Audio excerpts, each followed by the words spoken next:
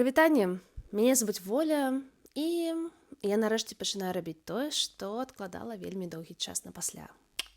Упершыню ідэя завесці свой YouTube-канал узнікла ў мне яшчэ прыкладна 10 гадоў таму.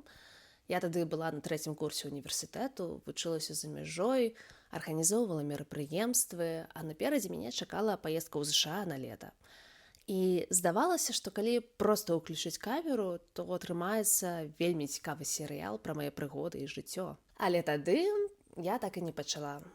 Не ведаю дакладна чаму. Мабыць, лічыла, што ў мяне няма на гэта часу. Мабыць, думала, што ў мяне няма на гэта рэсурсаў. Хутчэй за ўсё, я проста так і не наважылася. Мінула 10 гадоў. І зараз усё выглядае зусім інакш. Мне 30, я ў вымушанай эміграцыі. Без працы, без грошай, без свайго жытла, без блізкіх сяброў, без рамантычных стасункаў. Змагаюся з дэпрэсіяй, якая часам не дае ўстаць з ложку. А яшчэ учора ў мяне на ноце паляцеў манітор, і гэта ўвогуле была некая капзда. І менавіта зараз я прымаю рашэнне, што самы час пачаць. Чаму? Мабыць, таму што толькі страціўшы ўсё, набываеш сапраўдную свабоду. Безумоўна, мне хочацца мець сваю пляцоўку, дзе я магу гаварыць адкрыта. Мне хочацца дзеліцца сваім досведам і, мабыць, камусьці гэта дапаможа палепшыць сваё жыццё ці проста чуць сябе менш самотным. Мне хочацца стварыць сваё кам'юніці, дзе я магу сабраць людзей, якія падзяляюць мае каштоўнасці і светапогляды. Але, напэўна, галоўная прычына – гэта тое, што я нарэшце хачу рабіць штосьці сваё. Не буду скромнічаць, я таленавітая разумная дзяўчына. За мінулую дэкаду я атрымала дыплом, займалася графічным дызайнам, вярстала сайты, пісала рэкламныя артыкулы, удзельнічала ў здымках кіно, зачытвала на камеру навіны, запусціла свой падкаст, прымала ўдзел у хакатонах і шмат чаго яшчэ. Але ўсё гэта я рабіла для чужых праектаў. З дзяцінства я верыла ў залатое правіла: стаўся да іншых так, як хочаш, каб ставіліся да цябе. Таму большую частку свайго жыцця я была досыць зручна для іншых. Калі трэба было дапамагчы, я з лёгкасцю адкладала свае справы.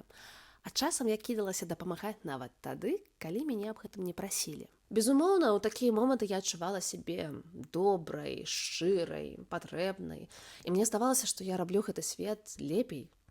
Але справа ў тым, што па такіх правілах жывуць далёка не ўсе, і вельмі часта гэта скончвалася тым, што я проста правальвалася ў ролю ахвяры і заставалася пустой, бо аддавала ўсю сябе. Больш за тое, дзякуючы тэрапіі, я асэнсавала, што вельмі часта я займала досыць пасіўную пазіцыю. Бо замест таго, каб абіраць, я проста прымала тое, што само падала мне ў рукі, будь то праца, рамантычныя стасункі ці новыя сябры.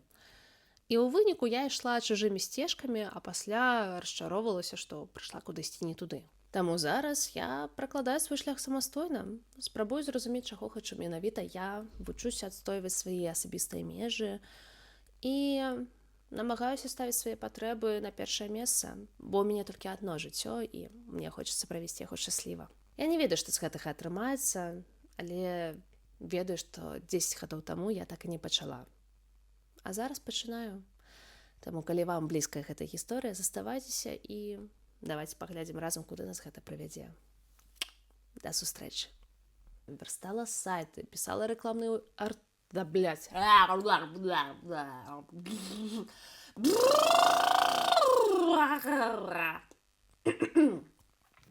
Не буду скромнічаць, я досыць таленавітая разумная дзяўчына.